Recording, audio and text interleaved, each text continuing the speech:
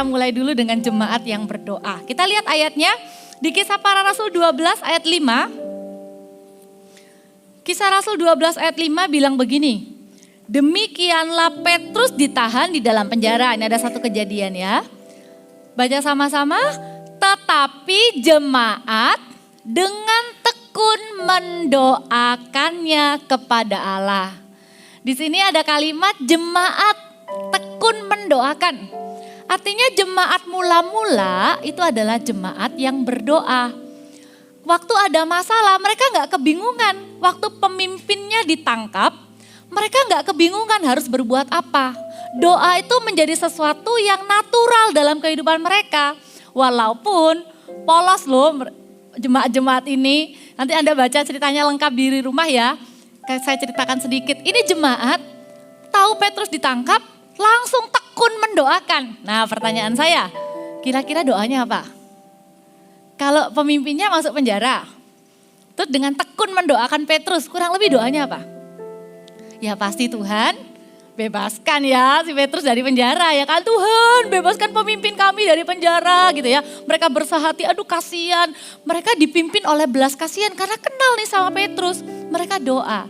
Tapi namanya ini jemaat yang masih polos gitu ya. Mereka tuh tekun mendoakan. Tekun lagi kata firman Tuhan. Artinya gak cuma sekali, benar-benar bersatu hati mendoakan. Bayangin ya, hasil dari doanya mereka ini benar-benar Tuhan tuh mengerjakan perkara supernatural.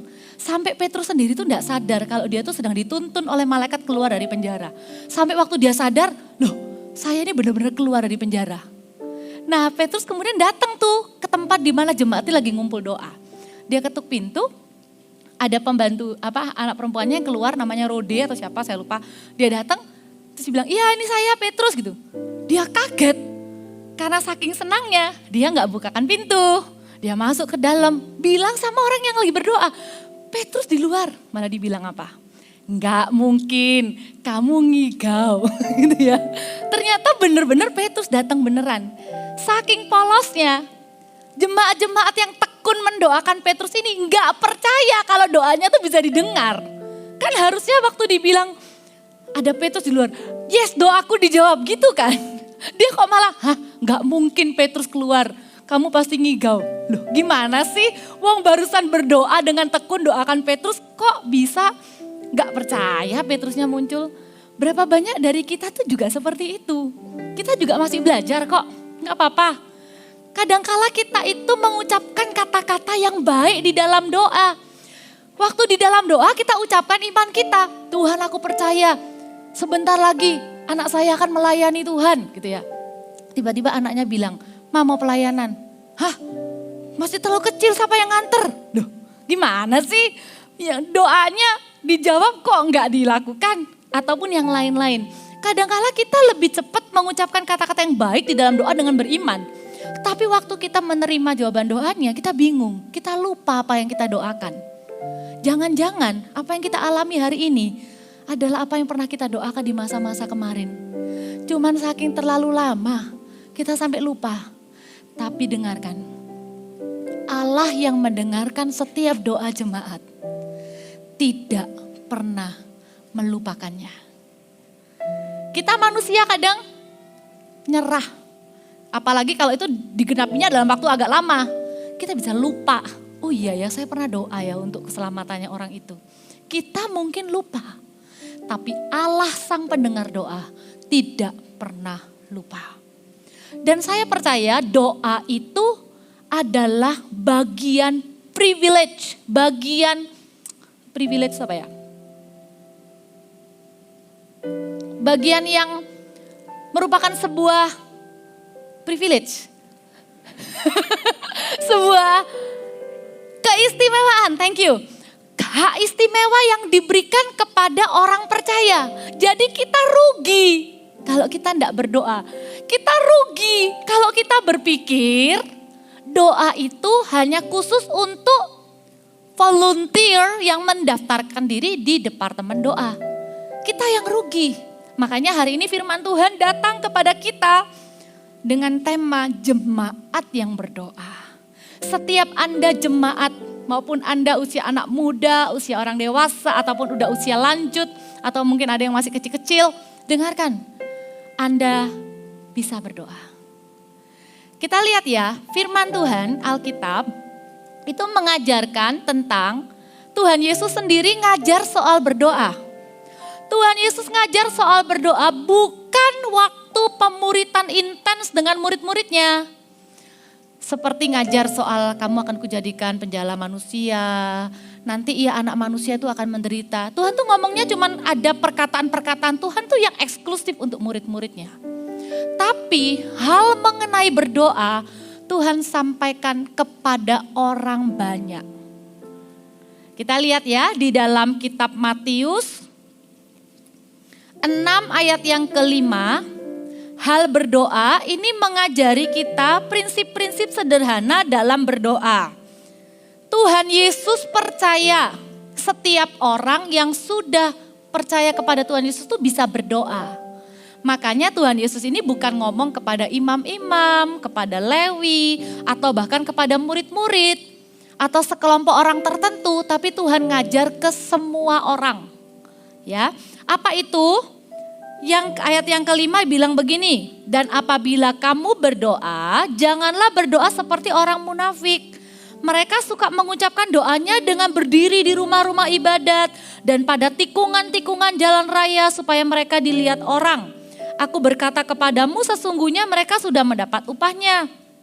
Tetapi jika engkau berdoa masuklah ke dalam kamarmu, tutuplah pintu dan berdoalah kepada Bapamu yang ada di tempat tersembunyi. Maka Bapamu yang melihat yang tersembunyi akan membalaskannya kepadamu.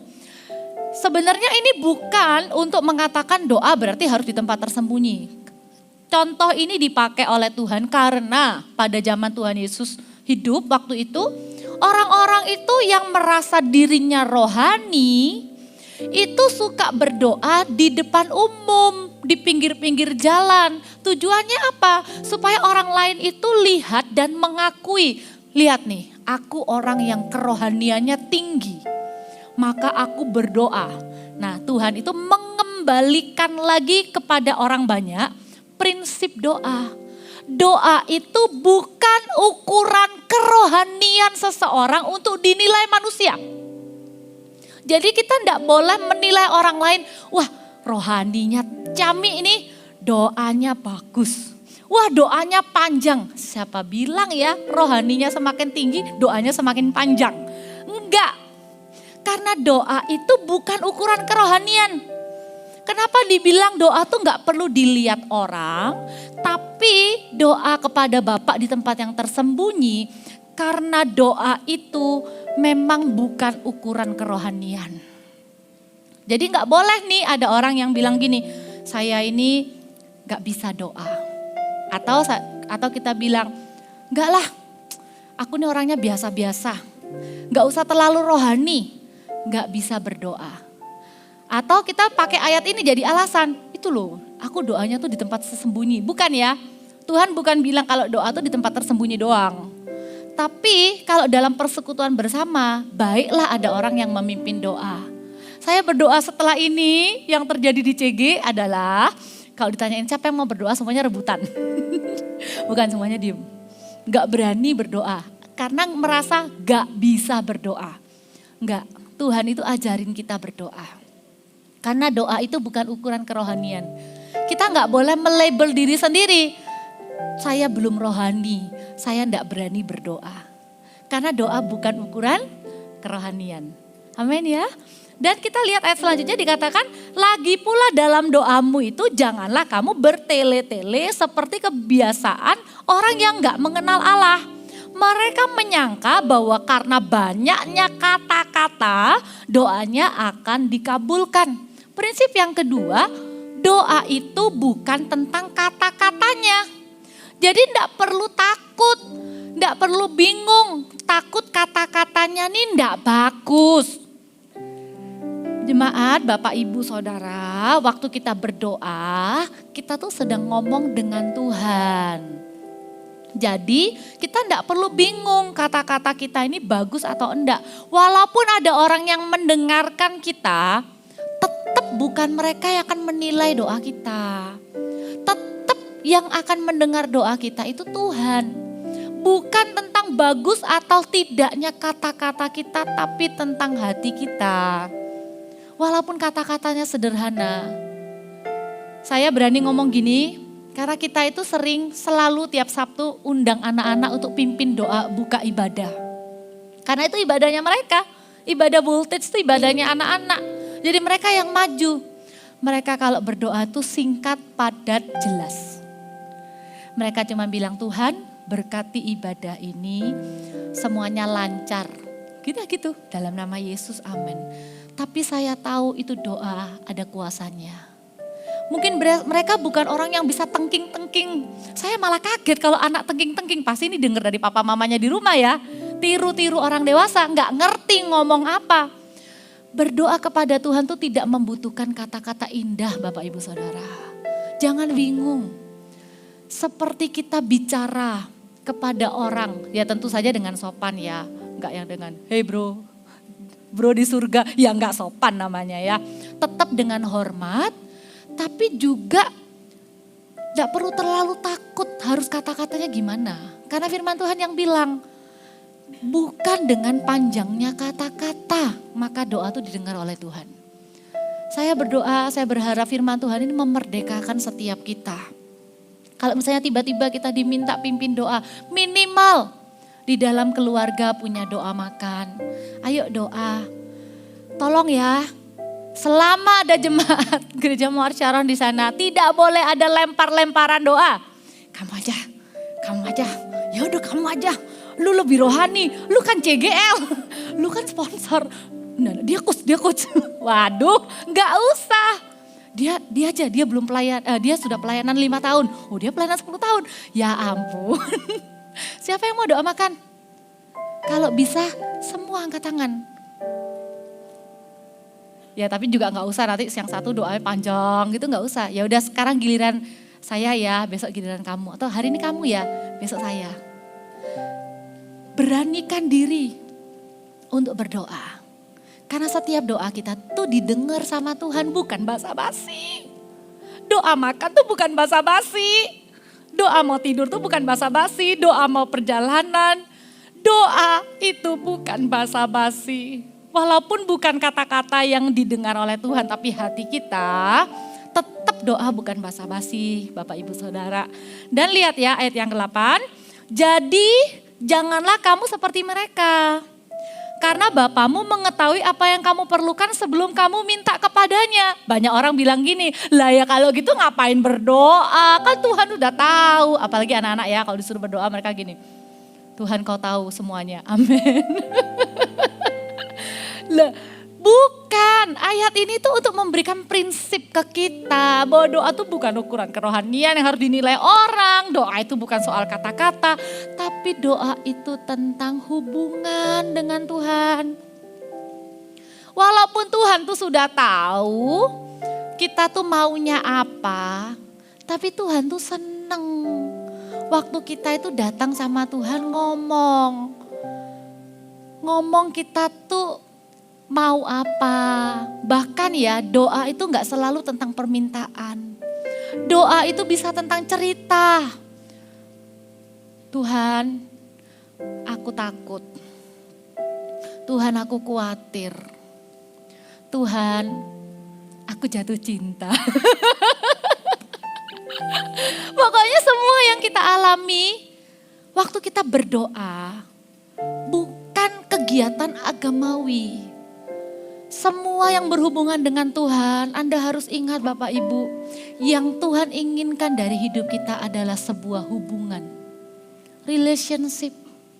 Dan kita membangun hubungan dengan Tuhan lewat doa-doa kita.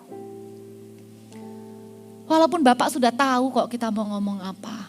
Bahkan ya, kadang bahasa doa itu bisa bahasa air mata. Kita tuh saking seseknya di hati gitu ya. Kita enggak tahu mau ngomong apa. Kita cuma bilang, Tuhan, dalam posisi doa. Terus kita cuma nangis aja. Tuhan ngerti loh bahasa itu. Atau kita kadang enggak banyak kata-kata. Tapi puji Tuhan untuk bahasa roh. Kita enggak tahu harus doakan apa. untuk orang lain, mungkin untuk orang yang kita kasihi. Kita doa dengan bahasa roh, akal budi kita cuma mikirin orang itu. Tuhan bantu, ubahkan orang ini. Kok gitu ya, kalau dia terus lakukan itu dia bisa susah loh hidupnya. Aduh anakku kok bilang mau berhenti sekolah ya, aduh Tuhan tolong ubah pikirannya. Kita enggak tahu cara ngomongnya gimana, kita bahasa roh tapi pikiran kita mikirin anak itu. Jangan bahasa roh mikirin pizza gitu ya. Harus selaras antara akal budi dengan lidah. Jadi kita berdoa dan itu didengar oleh Tuhan. Melibatkan Tuhan, doa itu artinya melibatkan Tuhan dalam segala sesuatu di kehidupan kita. Enggak cuma soal kerohanian Bapak Ibu, Tuhan itu bukan cuma tunggu kita tuh bahas soal Alkitab. Tuhan itu tertarik dengan kita, kehidupan kita sepenuhnya. Sebagai anak, sebagai istri, sebagai suami, sebagai bos di pekerjaan, sebagai karyawan di pekerjaan, sebagai oma, opa, kepada kita siapapun status kita apapun itu. Tuhan tertarik dengan kehidupan kita dan Tuhan mau terlibat di dalamnya. Doa adalah bentuk membangun hubungan dengan Tuhan. Amin. Ya, karena itu tidak ada alasan bilang saya tidak pintar berdoa. Ya kita semua tidak ada yang pintar. Yang nilai bisa doa, enggak bisa doa itu kadang manusia ya. Wih, lu kok pinter ya doanya? Bingung saya. Apanya ya? Mungkin waktu dia berdoa tuh hatinya gedar gitu. Kata-katanya tuh menjamah, menyentuh gitu ya. Itu bukan kata-kata kita. Itu Tuhan yang bekerja lewat kata-katanya orang. Bahkan kata-kata sesederhana itu pun aja Tuhan bisa pakai. Doa tuh enggak perlu kata-kata besar. Allah pencipta langit dan bumi, suaramu seperti guntur merajalela. Bingung malah yang dengar ya. Sederhana aja tuh the point Tuhan. Berkati keluargaku. Tuhan, suami mau pergi keluar kota, Tuhan jagai. Tuhan anak-anak mau sekolah, takut kena virus, lindungi. Amin. Simple, tapi kadang suka dilupakan. Terlalu banyak pikiran yang merasa doa itu not me lah. Prayer is not my thing, enggak boleh punya pikiran gitu. Atau suami berpikir pasti istrinya sudah doakan. Wah bahaya kalau istrinya bilang pasti suamiku sudah berdoa. Lu enggak ada yang berdoa jadi ya.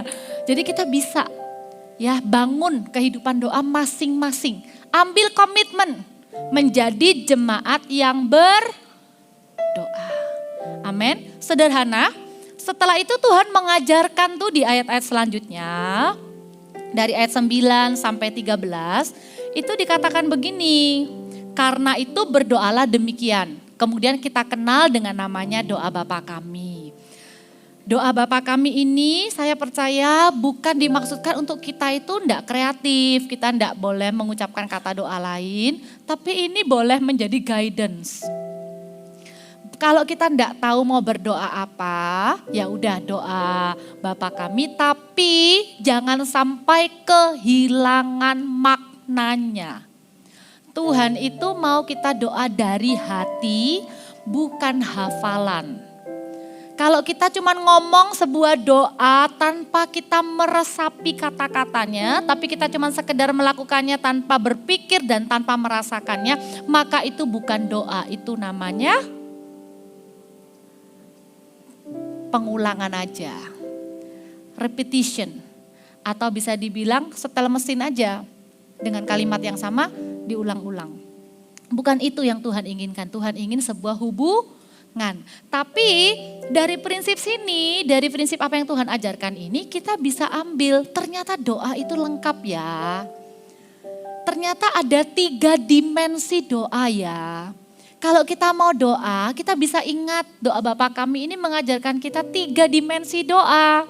Yang pertama, yaitu kita mendoakan apa yang menjadi kebutuhan pribadi kita. Mendoakan pribadi kita tuh enggak salah. Justru kita mulai dari situ. Saya tahu ada khotbah-khotbah lain juga yang mengajarkan doakan dulu ini jempol, maksudnya bukan doakan jempol, maksudnya ada yang mengajarkan 5 jari berdoa gitu ya, jempol doakan apa, enggak salah, oh ini doakan orang lain dulu, nanti yang ini itu baru kita. Nggak apa-apa, itu ngajari kita supaya kita nggak cuman mikirin diri sendiri. Tapi biar hari ini saya ambil angle yang berbeda. Anda mau jadi jemaat berdoa, mulai latih diri Anda berdoa untuk pergumulan kebutuhan pribadi. Nggak apa-apa, karena Tuhan ajarkan, Tuhan bilang di sini, berikanlah kami pada hari ini makanan kami yang secukupnya. Itu ngomong soal apa? Firman Tuhan juga bilang kan di Filipi 4, dikatakan begini, saya bacakan ya, Filipi 4 ayat 6. Janganlah hendaknya kamu khawatir tentang apapun juga, tetapi nyatakanlah dalam segala hal apa? Keinginanmu kepada Allah dalam doa dan permohonan dan ucapan syukur. Siapa bilang tidak boleh berdoa untuk diri sendiri? Jangan merasa bersalah waktu berdoa untuk diri sendiri. Nanti dikira kurang rohani, nanti dikira egois. Iya, kalau doanya cuma satu dimensi doa untuk pribadi, hati-hati. Nanti bisa jadi selfish, memikirkan diri sendiri, imannya bisa egois. Tapi nanti ada dua dimensi lain ya. Yang pertama ini, doakan. Apa sih yang jadi kebutuhan kita? Kita nggak bisa bilang begini, masa Tuhan nggak tahu kebutuhan saya? Bukan ya, tadi Tuhan sudah bilang ya, Tuhan tahu. Tapi Tuhan tuh seneng kalau kita tuh ngomong apa yang jadi kebutuhan kita. Bahkan lebih detail pun nggak apa-apa. Tuhan, saya khawatir soal ini. Saya ingin Tuhan, apa yang saya khawatirkan itu tidak terjadi. Tuhan, saya punya cita-cita ini. Saya ingin Tuhan ada beasiswa ke sana supaya papa mama nggak susah. Doa seperti itu Tuhan dengarkan, Tuhan tidak tolak. Karena Tuhan juga ajarkan, berikan kepada kami makanan kami pada hari ini, tapi yang secukupnya. Bukan doa yang berlebihan, bukan doa yang serakah. Kan firman Tuhan juga bilang, kamu tidak menerima apa-apa karena kamu tidak berdoa. Atau di satu sisi lain, atau kamu berdoa juga, tapi kamu salah berdoa. Apa yang diminta untuk menghabiskan hawa nafsu, melampiaskan hawa nafsu. Misalnya doanya, Tuhan buat musuhku tuh bangkrut. Ya nggak akan didengar sama Tuhan. Doa sesuatu yang melampiaskan emosi dan lain-lain ya pasti nggak didengar sama Tuhan. Doa itu untuk kehidupan pribadi. Boleh, doakan. Nggak ada orang yang akan sesungguh-sungguh Anda untuk berdoa untuk kebutuhan Anda. Anda harus tahu itu. Jadi pilihlah untuk berdoa secara pribadi lebih daripada keinginan Anda cari pendeta untuk didoakan. Enggak apa-apa. Itu nanti ada di poin yang kedua, dimensi yang kedua. Tapi jangan lupa Andalah yang diberi kesempatan sama Tuhan untuk datang ke hadirat Tuhan, menaikkan permohonan doa Anda. Privilege ini jangan disia-siakan. Amin. Mau berdoa setiap hari, menyerahkan apa yang jadi kehidupan kita kepada Tuhan. Tuhan jagai orang-orang yang kita kasihi. Serahkan rencana kita kepada Tuhan. Tuhan mau buka toko, berkati ya Tuhan. Kasih Tuhan alasan untuk memberkati kita. Kasih Tuhan alasan, Tuhan kalau tokoku diberkati, aku bisa tutup lebih sore, bisa kebaktian. Ya, itu pasti lebih didengar sama Tuhan ya. Tuhan berkati, kalau bisa gini, Tuhan berkati supaya aku menang sama ceceku. Ya pasti gak diberkati sama Tuhan ya. Jadi motivasi hatinya juga pasti Tuhan pertimbangkan. Ya, itu yang pertama, doa untuk kebutuhan diri sendiri. Nah, yang kedua, simple kok. Bukan cuma doa buat diri sendiri, ayo kita belajar doakan orang lain. Gak apa-apa, mungkin belum berani ya untuk langsung datang ke orang doakan. Paling enggak, di dalam doa kita yang tersembunyi, selalu sisipkan orang lain.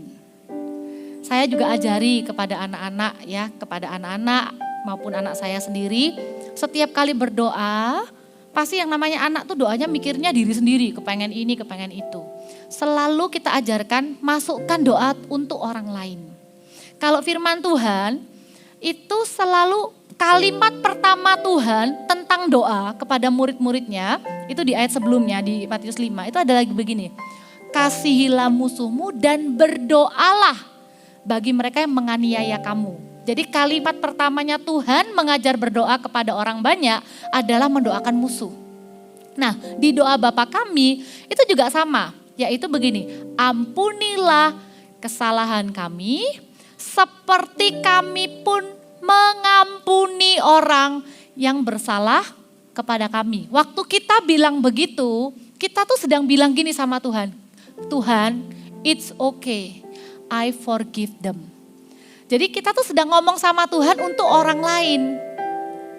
Nah, firman Tuhan tuh ajarkan kita untuk doakan orang pertama yang menyakiti kita, yang gak baik sama kita.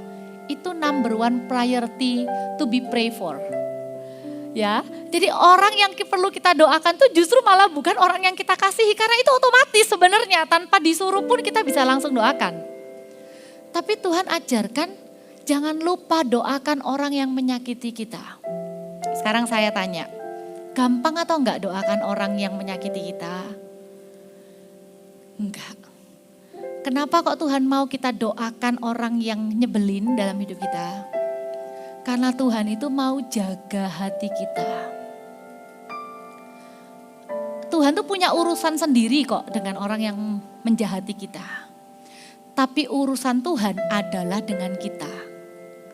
Tuhan itu enggak mau kita itu mendoakan yang buruk tentang orang lain. Tuhan itu mau kita mendoakan yang baik.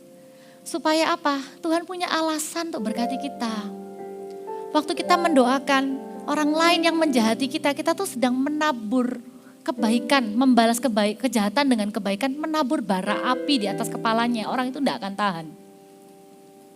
Mendoakan orang yang menyakiti kita itu dimensi yang kedua. Mendoakan orang lain ya, dimulai dengan mendoakan orang yang menyakiti kita. Dan mendoakan kebutuhan orang lain. Ada satu contoh di Alkitab ini bagus sekali.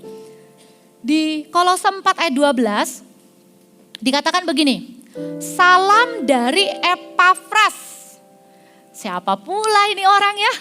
Gak pernah kedengeran namanya. Tapi namanya ada dicatat di Alkitab. Salam dari Epafras kepada kamu. Ia seorang dari antaramu, artinya ia itu bukan rasul seperti saya, seperti Paulus di sini. Tapi ia seorang dari antaramu, dia ini saudara seimanmu, dia ini jemaat sama seperti kamu. Hamba Kristus Yesus yang selalu bergumul dalam doanya untuk kamu. Supaya kamu berdiri teguh sebagai orang-orang yang dewasa dan yang berkeyakinan penuh dengan segala hal yang dikehendaki Allah. Epafras ini adalah saudara seiman yang mau berdoa untuk orang lain. Saya doanya begini, yang pertama pasti karena saya cinta jemaat ya. Saya pasti berdoa gini, Tuhan biarkan setiap jemaat punya Epafras dalam kehidupannya. Punya partner doa, punya orang yang seperti Alkitab bilang selalu bergumul dalam doanya untuk kamu. Seneng ya kalau kita tuh punya orang yang selalu dibawa sama Tuhan tuh untuk doain kita. Siapa sih yang gak seneng? Itu namanya partner doa. Tapi doa saya gak berhenti sampai sana. Karena kalau saya berdoa seperti itu, kita akan punya jemaat yang manja, rohani. Doa saya berikutnya adalah setiap jemaat gereja Mawar Syaron bersedia menjadi Epafras bagi orang lain. Itu doa saya. Di dalam doa Anda tidak hanya akan ada kebutuhan pribadi Anda, tapi di dalam doa Anda akan ada orang lain. Kebutuhan orang lain yang Anda tangisi seperti seolah-olah itu kebutuhan Anda. Ada orang lain yang sakit, Anda doakan seolah-olah anak Anda yang sakit. Waktu Anda lakukan itu, Anda menjadi jemaat yang berdoa dan berkenan di hati Tuhan. Spiritnya jemaat begitu. Dan saya sudah lihat itu banyak sekali. Jemaat biasa bawa satu-satu jemaat yang lainnya di dalam doa juga. Karena itu prinsipnya jadi berubah. Kita itu bukan orang yang cuman waktu kita minta didoakan, kita tuh berpikir, aku sudah doa gak dijawab, jangan-jangan kalau kamu yang doa kamu lebih sakti, jadi kamu bisa lebih didengar sama Tuhan, jadi doain aku ya. Bukan seperti itu. Tapi waktu kita minta seseorang berdoa dengan kita itu sedang mencari partner doa sepakat. Jadi kita juga ikut berdoa, bahkan kalau perlu, tuh ada prayer corner kan, ada yang mau didoakan, terus kita datang. Saya mau didoakan, suami saya sakit, pekerjaannya susah. Teman-teman pendoa kita, volunteer pendoa kita itu adalah Epafras. Mereka tuh siap, mereka tuh sudah memberi diri, pengen banget doain orang karena mereka tahu doa sepakat itu penting. Jadi mereka mau jadi mitra doa Anda, namanya prayer corner itu loh. Tapi enggak ada salahnya. Setelah selesai, Anda juga tanya, saya doakan Anda ya. Oh, enggak apa-apa, enggak usah, enggak apa-apa. Tuhan berkati keluargamu, jagai, kasih damai sejahtera, pelayanannya diberkati Tuhan, amin. Anda enggak cuma cari Epafras, tapi Anda juga jadi Epafras. Karena Anda pun adalah jemaat yang berdoa. Bukan berarti ketika Anda tuh sendiri punya masalah, Anda enggak punya kekuatan doakan orang lain, Anda salah. Justru ya, waktu kita lagi punya masalah dalam kesehatan, kita doa, enggak apa-apa, kita minta partner doa, berdoa untuk kesehatan kita. Tapi segera cari orang sakit yang lain ya, doakan. Karena Anda punya hati beban yang lebih daripada orang yang sehat yang doakan orang sakit. Waktu Anda sendiri sakit, Anda tahu enggak enaknya rasanya sakit, bilang sama Tuhan, Tuhan saya sakit. Tapi saya mau jadi Epafras bagi orang yang sakit. Kamu sakit ya, saya doakan kamu ya, pasti enggak enak banget ya sakit. Tuhan sembuhkan orang itu. Anda akan berdoa dengan belas kasihan Tuhan yang disertai dengan pengalaman pribadi. Karena Anda ngalamin sendiri. Jadi enggak ada alasan orang tuh enggak bisa berdoa untuk orang lain. Sekalipun dirinya sendiri juga perlu didoakan. Jadilah jemaat yang berdoa. Naik level. Anda akan jadi Epafras itu. Amin. Ya, paling tidak bangun mitra doa itu dengan keluarga. Suami istri, doa sederhana aja, doa makan minimal, gandengan tangan. Kebiasaan yang bagus kalau bisa gandengan tangan seisi keluarga, doa makan singkat aja. Singkat aja doanya, gak usah panjang-panjang. Nanti gantian siapa yang berdoa. Itu bikin walaupun habis tengkar, mau gak mau.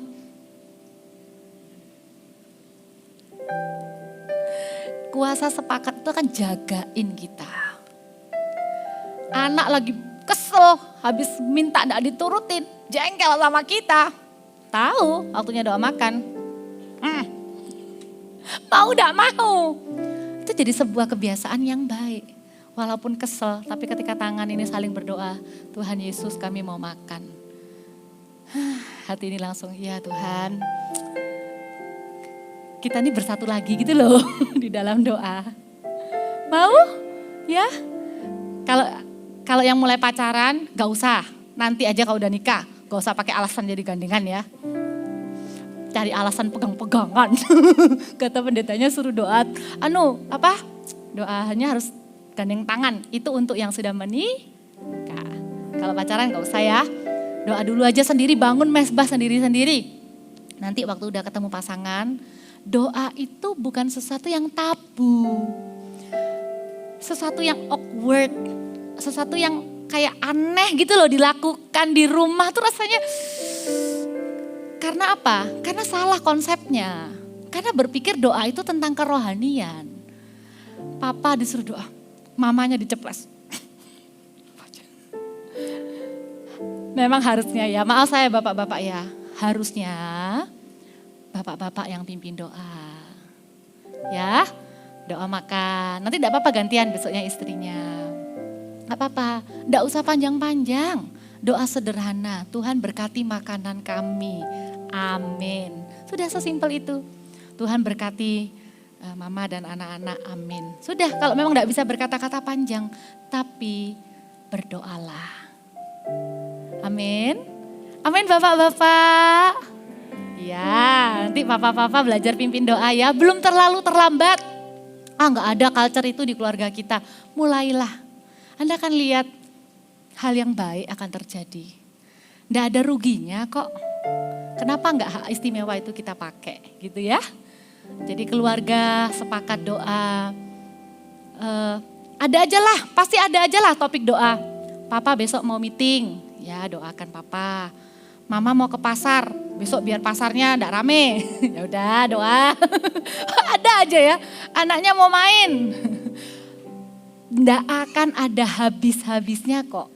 Enggak ada yang bilang bingung mau doa apa. Kalau misalnya nomor 1 udah ada, cari nomor 2, dimensi kedua. Temenmu ada enggak yang sakit? Oh ya oma yuk doain oma yuk. Doain anti, doain uncle. Selalu ada ruang di dalam doa kita itu untuk orang lain. Itu dimensi yang kedua.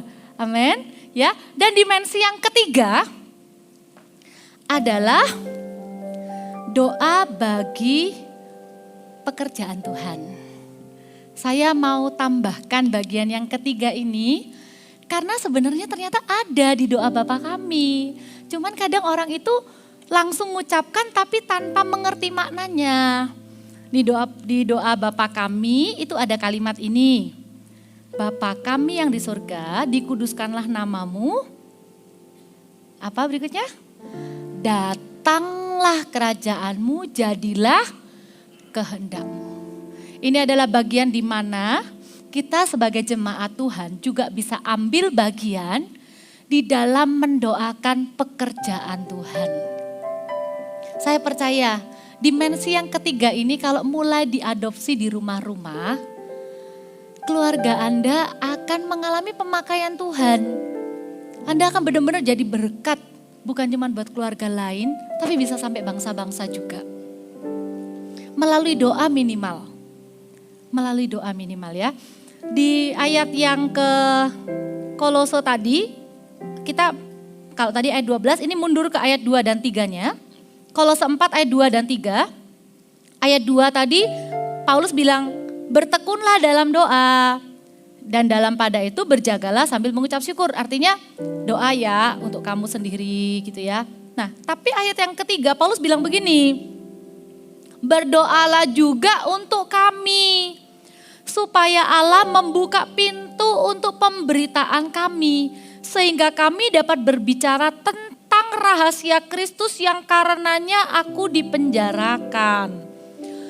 Jadi Paulus itu bukan cuma bilang kamu tekun doa ya.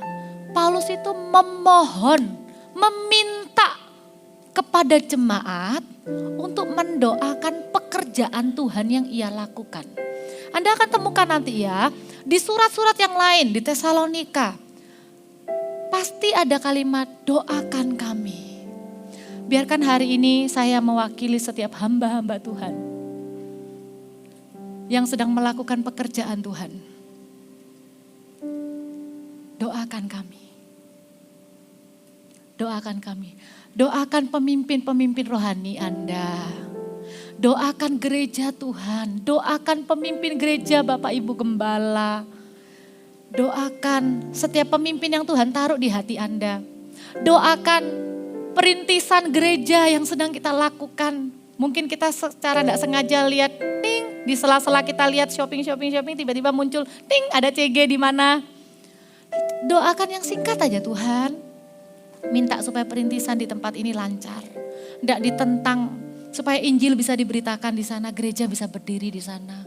Tuhan, sekarang itu kita lagi pengen, Tuhan sudah buka jalan untuk Eropa, Asia, bahkan Amerika. Kita utus hamba Tuhan untuk ke sana.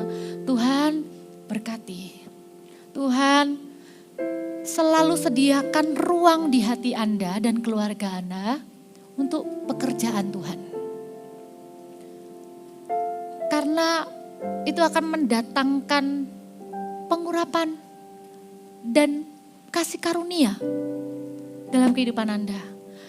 Saya berdoa dengan firman Tuhan hari ini, doa untuk pekerjaan Tuhan itu tidak hanya ada di menara-menara doa atau hanya ada di konser-konser doa tertentu. Tapi doa untuk pekerjaan Tuhan itu akan ada di setiap keluarga-keluarga. Doakan pelayanan kami kepada anak-anak kecil. That's not easy anymore. Doakan pelayanan kepada anak-anak muda. Doakan pelayanan, kalau orang dewasa banyak ya struggle-nya.